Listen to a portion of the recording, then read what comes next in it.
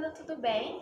Vamos iniciar a nossa semana de atividade dos saberes e vamos começar falando sobre os verbos. Vocês se recordam o que são os verbos?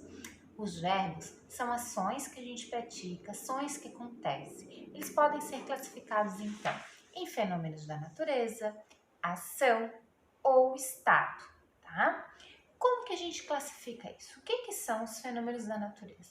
Choveu, anoiteceu, né? Escureceu, coisas nesse sentido que envolve a natureza. O que são as ações? Coisas que a gente pratica. Correr, brincar, falar, gritar, tudo isso são ações. E o que são os estados? São sentimentos, como a gente está, ser, né? Eu sou feliz, eu sou alegre, eu sou sorridente, estar, eu estou contente, eu estou triste, eu estou chorando, né? Então, isso são os estados, tá? Quando a gente tem algum sentimento, algo que a gente tem que expressar, tá certo? Falamos também sobre as paroxítonas. Vocês se recordam que são as paroxítonas? São todas as palavras que a penúltima é a sílaba tônica. Então, qual que é a penúltima, né? É sempre antes da última. Então, algumas palavrinhas, elas têm umas regrinhas para levar ao acento. Nem todas as palavras paroxítonas levam acento, apenas algumas, como algumas terminadas em X, terminadas em PS, terminadas em R, terminadas em L, ou terminadas com ditongos. Mas o que é um ditongo? Um ditongo é quando tem um encontro de duas vogais, como, por exemplo, terminados em ia, história, né? Tem o acento, o ia no final, exemplo, também terminadas em iei, io, tá? Oa, existem vários ditongos que finalizam as palavras e quando ela é a penúltima, a sílaba tônica, ele leva acento. Ou então, quando são terminadas em an, ão, ãos, ou então ei, eis, ok? A gente tem que prestar atenção na terminação dessas palavrinhas, tá certo? Então, lembraram que são as paroxítonas?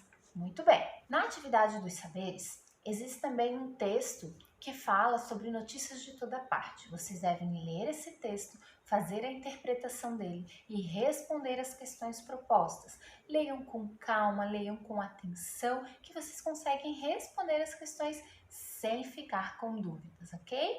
Qualquer coisa já sabe, né? Pode mandar um recadinho para o prof que a gente tira as dúvidas de vocês.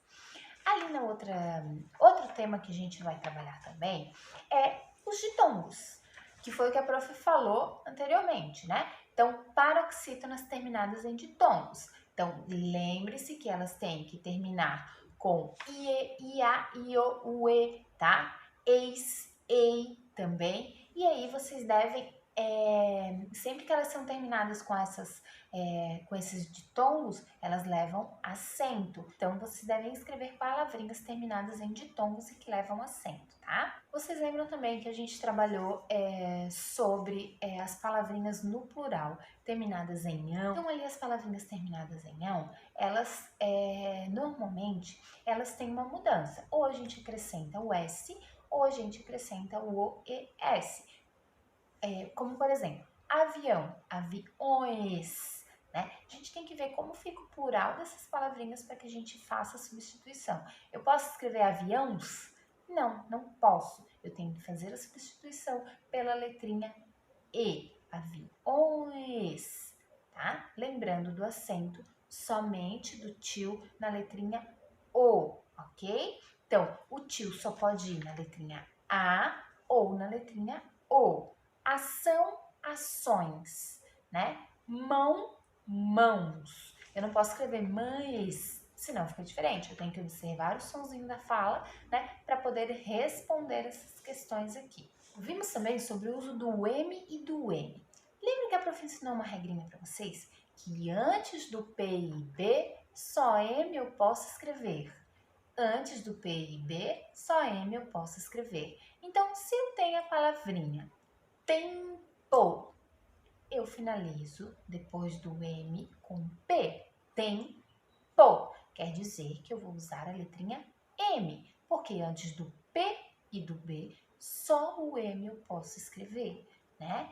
E se tivesse escrito tento, tem a letrinha T. Então, antes da letrinha T, eu escrevo o N. Porque o N nós utilizamos, então, somente quando tem as outras consoantes. Então, o P e o B, só o M que vai antes desses, ok? Não posso utilizar o M. Compreenderam? Muito bem. Ali nós temos uma fábula também que fala sobre a formiga e a pomba. Vocês devem ler essa fábula, compreender o que ela está dizendo, tá? Para então conseguir responder as questões propostas e identificar qual o ensinamento que essa fábula quer nos passar. E aí você deve criar também um ensinamento. Lembra que as fábulas, elas passam para a gente uma moral, algo que a gente tem que pensar sobre aquilo, né? Que a gente não pode fazer ou que a gente deveria de fazer, né? Então vocês devem ler e ver o que essa fábula quer passar para a gente, ok?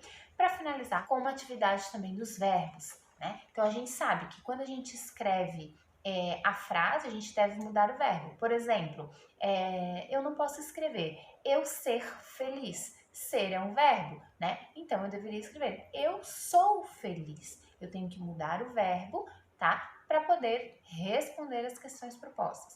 Ali nós temos, por exemplo, o verbo levar, mas a gente tem que ver se ele se encaixa, né? Eu levarei, eu vou levar, né? Será que tem a palavrinha vou para mim acrescentar o levar? Então eu tenho que pensar como fica a escrita dessa palavra para que eu possa escrever. Vou levar, levarei, levaremos, né? Tem que ver qual é o sentido da frase para que eu possa mudar o meu verbo e escrever a frase corretamente, tá certo?